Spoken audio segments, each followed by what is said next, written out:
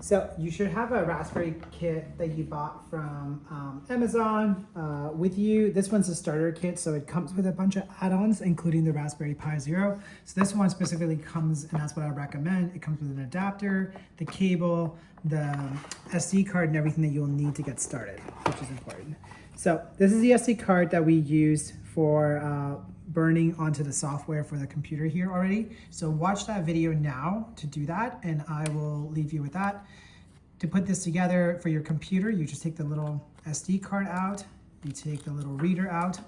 So this is just for your computer. If you don't have an SD card reader in your computer, you may have to buy a dock separately for it, but most computers will have it already on there. So take a look around. So that's how you use it in your computer.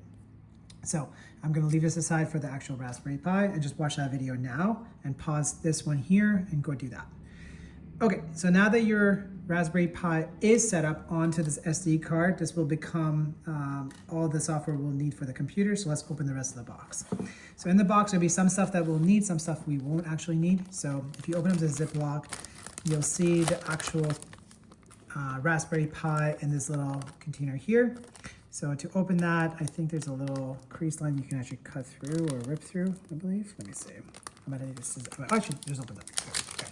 So I thought it would be a rip thing, but there's just a little Ziploc there. So you pop that out. Try to make sure you have your clean hands on there. You don't have to use gloves or anything, but try not to use very dirty, oily hands on there. So that's your Raspberry Pi. So a couple of things on this Pi. There's a little slot here for the actual SD card. So that's where this little SD card will go. So you can pop that in now, or we can do it after the case is on, which we'll wait for, okay? There's a little, so I'm gonna set this aside. So that's what you'll need. There's a little micro USB cable you're gonna need that. Here's a little case for your Raspberry Pi, so you won't actually have it out like that in your stereo. You'll actually put it in a nice little case that's 3D printed, so that's kind of sweet. And then you have your little power brick. Make sure you get the power brick that works with your Raspberry Pi. If you get the starter kit, it will come with one that's compatible for it. If you want to get one yourself, you have to make sure that it has certain requirements for it. You can see those online, but I think usually, if I remember correctly, you want to have at least 0.5 amp on there, 0.6 amp. So, look up the requirements for the Raspberry Pi if you're not going to purchase the kit, because you don't want to have an underpowered power where basically it won't even turn it on, or you might have too much power and, wreck your Raspberry Pi. So just be careful with that. So just buy the starter kits, easier. Now the last thing you'll need is the micro USB to USB cable. Oops, sorry. So this is the cable that you'll need. So that one you can set aside, and there will be a little HDMI dongle. You don't need that, so you can just put it back in the box. So the things you don't need is a little pin thing here. You don't need that, so you can put it back in the box. The rest of the stuff we will use. So go set that aside. Now you may need a screwdriver with it. Honestly, any screwdriver that you have will do fine, as long as it's a Phillips screwdriver. So let's do that now. So you're gonna open up your Raspberry case carefully, because there will be a couple of screws and stuff inside of it. So it's a little bit of a fun project if you want to do it in your, in your clinic, because it's a little bit of a hands-on activity, which is kind of fun, I think. So inside of this little case here, or in the Ziploc, you'll see there's going to be 4 screws and a little cooling rack. So I'll put the screws down there. So a little cooling rack here has, that is loud. So a little cooling rack has a little bit of a blue sticker on here that you just peel off. It's a double-sided thermal compound, or it might just be sticky tape, I'm not sure, but oh my God, I don't have any fingers. There you go. Perfect, so you take that off. Yeah, it's a bit of a thermal compound. So you want to take that end of it, and you'll see the little black chip there. That's just to keep everything cool. Honestly, it's not necessary, but it can help, I guess, make your Raspberry Pi's life a little bit longer, so it doesn't hurt. So once it's on there pretty nice and firm, then you're gonna take your base of the Raspberry Pi. You can tell it's the base because it has a slot there. This is the top part of it.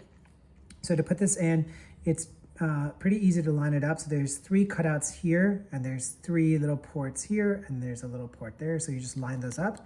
And if you line up everything up perfectly, all the screws and everything will just line up automatically on your Raspberry Pi. And there you go. So there you go. So once it's clicked into place, you'll kind of feel it and you'll see all the ports are kind of lined up there. Now what you want to do is you want to take those tiny screws, so not the long ones, but the smaller ones, and we're going to pop those in. So I'm going to use the regular screwdriver here. So you can use a smaller screwdriver too if you want to. That's a little bit easier, but honestly, any screwdriver will work. Oh, they're magnetic, which is nice, but also a pain. So it just goes on this side. The other ones are for the cover on top, you'll see. So, just because I am trying to hold everything through in my hand. So once you have that screwed in, you don't over tighten it, just tighten it enough until it gets locked in place, and that's it. You don't need to go crazy with it. And same thing on this side. And again, it helps if you have smaller hands, but you could always use cotton pliers. I'm working with what I got. Tweezers. So once you have that screwed in place, that will help actually make sure that the Raspberry Pi doesn't move around. So that's basically locked into place. And again, you can make sure that you can have access to your SD card slot, which is right there. You have access to your 2 USB ports, which are right here. That's all you're gonna really need, okay? The last thing you're gonna do is you're gonna take the top case of it, and if you notice on this side of it, there's 2 little hooks there, and there's 2 matching, kind of like a stereo cassette. You just put the hooks in, and it'll just click into place like that. So now if you go to the back side, there's 2 screws there, which makes sense because we have 2 little screws left over. So you pop the first one in there, and pop the second one in there, and again, you just gently tighten them up.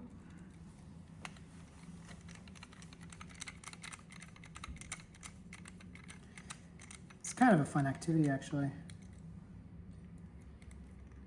And especially because, we're dentists, we like working with our hands, so it's kind of fun to do something other than dentistry. There you go.